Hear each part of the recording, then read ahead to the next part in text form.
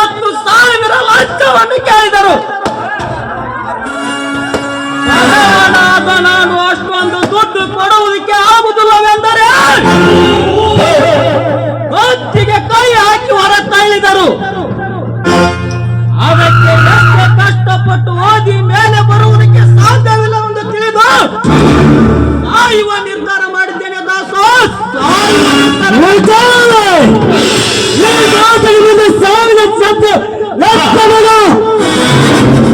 ಸಾಯಬೇಕಾದ ನೋಡಿನಂತ ನಾವು ಯೋಚನೆ ವಿದ್ಯಾರ್ಥಿ ಅಲ್ಲ.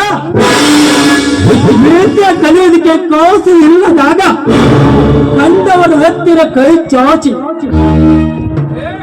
ಈ ಸಮಾಜದಲ್ಲಿ ಒಳ್ಳೆ ಪ್ರತಿಷ್ಠೆ ಗಳಿಸಬೇಕೆಂದ್ರು ನಿನ್ನಂತ ಬಡವರಿಗೆ ಲೌಚಿಕೆ ಇದ್ರು ವಿಚಾರಕ್ಕೆ ತಕ್ಕ ಪಾಠ ಕಲಿಸುತ್ತೇವೆ.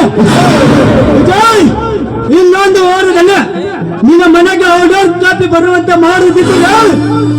ನನ್ನ ಹೆಸರು ದಾಸನ ಅಲ್ಲ. ಸಾಧ್ಯವಿಲ್ಲ ದಾಸ, ಸಾಧ್ಯವಿಲ್ಲ. ಈಗಾಗಲೇ ಆ ಸೀಟಿಗೆ ಮಕ್ಕಳು, ಎಂಪಿಯ ಮಕ್ಕಳು ಹಾಗೂ ದೊಡ್ಡ ದೊಡ್ಡ ಅಧಿಕಾರಿಗಳ ಮಕ್ಕಳು ಅವರು ಕೇಳಿದಕ್ಕಿಂತ ಹೆಚ್ಚು ಲಂಚವನ್ನು ಹಿಡಿದುಕೊಂಡು ಹೊರಟಿದ್ದಾರೆ. ಹೀಗಿರುವಾಗ ಸಾಕವಿಲ್ಲ.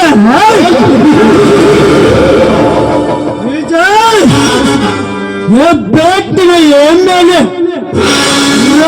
ಕಲಿಯಲ್ಲ ಏಪ ಕೇಳಿದಷ್ಟು ಲಂಚವನ್ನು ಕೊಟ್ಟು ದೊಡ್ಡ ದೊಡ್ಡ ಅಧಿಕಾರಿಗಳನ್ನು ಚಲಾಯಿಸ್ತಿರುವರಲ್ಲ, ಇವರೆಲ್ಲ ಯಾವ ರೊಪ್ಪನ ದುಡ್ಡು ಕೊಟ್ಟು ಮಕ್ಕಳನ್ನು ನೇತ್ರಿ ಹಚ್ಚುತ್ತಾರೆ.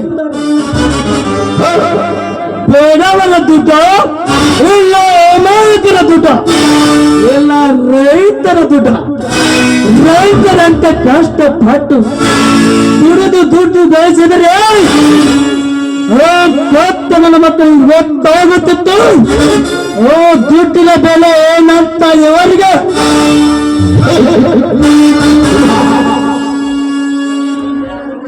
ವಿಜಯ್, ನೀನು ಧೈರ್ಯವಾಗಿ ಮನೆಗೆ ಹೋಗು. ಆರ್ಡರ್ ಕಾಪಿ ಬಂದೇ ಬರುತ್ತೆ. ಆಯ್ತು ದಾಸ. ಆ ಅಧಿಕಾರಿಗಳಿಗೆ ಭೇಟಿಯಾಗಿ ಆ ಪೊಲೀಸ್ ನೌಕರಿ ನನಗೆ ಕೊಡಿಸಿದೆ ಅಂದರೆ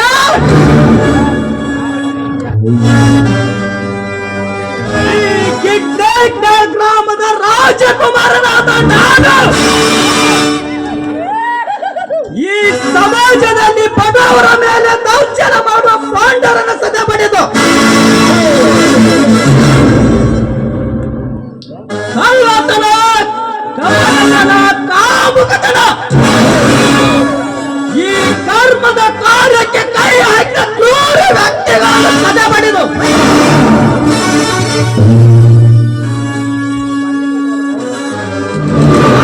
ಕೆದರಿ ನಿಂತು ಹೂವಿಯಂತೆ ನುಗ್ಗಿ ಒಟ್ಟಿಗೆ ಕೊಟ್ಟು ಹೊಡೆದು ಹತ್ತು ಒಳಗೆ ಹಾಕಿ ಬುದ್ಧಿ ಕಲಿಸಿ ಈ ಕರ್ನಾಟಕ ಪೊಲೀಸ್ ಪವರ್ ಏನಂತ ತೋರಿಸುತ್ತೇನೆ. ಈ ನನ್ನ ಮಾತು ಆ ದುರ್ಗಾ ಮಾತೆ ಪಾದದಾನಿಗೂ ಸತ್ಯ. ದಾಸ, ಆ ಪೊಲೀಸ್ ನೌಕರಿ ನನಗೆ ಕೊಡಿಸಿದೆ ಅಂದರೆ ಏನು ನನ್ನ ಪಾದದ ದೇವರೆಂದು ತಿಳಿದುಕೊಳ್ಳುತ್ತೇನೆ. ಹೌದು ವಿಜಯ್, ಹೋಗಿ ಬಾ. ಅವನ ಅಧಿಕಾರಿ ಎಂದು ತಿಳಿದು ನಿನಗೆ ಭೇಟಿ ಆಗುತ್ತಾನೆ. ದಾಸ, ಹೋಗಿ ಬರುತ್ತೇನೆ.